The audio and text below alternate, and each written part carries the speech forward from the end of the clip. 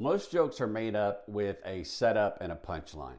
The setup is to get the audience's train of thought, moving in one certain direction. And that creates an expectation of what the outcome's going to be. And then the punchline comes down, boom! It's a violent interruption of what that expectation was.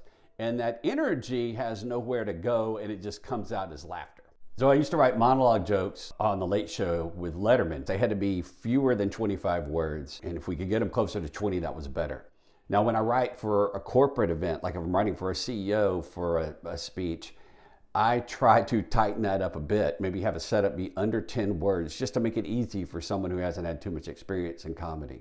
And then I use a graphic. I have an image for the punchline. That relieves the CEO of having to worry about comedic timing or getting the point across clearly, because if you don't have clarity, the punchline's not going to work. But when you put an image up there, particularly if it's a global audience, everybody gets the joke immediately. I was speaking for an anniversary event at Geico. Geico's, they save you 15% on their auto insurance, so they're proud of being thrifty.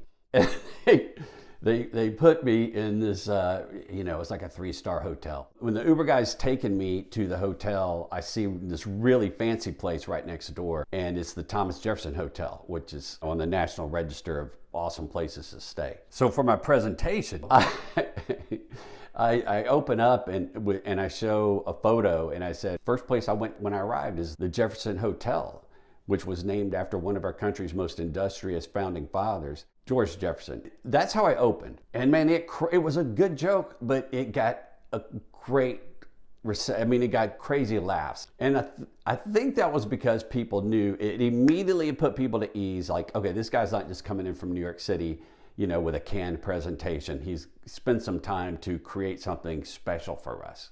The hotel I was staying at was called The Graduate. So I went on about how the person at Jefferson Hotel said, yeah, go out, take a left, walk down to The Graduate, turn at the dumpster, and you're staying at the Undergraduate. They know this place, they've seen it, and just to see it called the Undergraduate, it just got some great laughs. So I went on and talked about how it was like staying in a dorm room, and there was an RA, and how I got busted for making grilled cheese with a waffle iron. It does a couple things. If you're a speaker, it shows humility. I think the biggest fear audiences have is a keynote speaker might come in, gives his canned presentation, takes the paycheck, and then moves on. But when you come in with humility, it completely changes the vibe, and people just feel at peace. And all this anxiety just kind of leaves the room, and you have connection. You have a genuine connection with the audience, and they're ready to listen.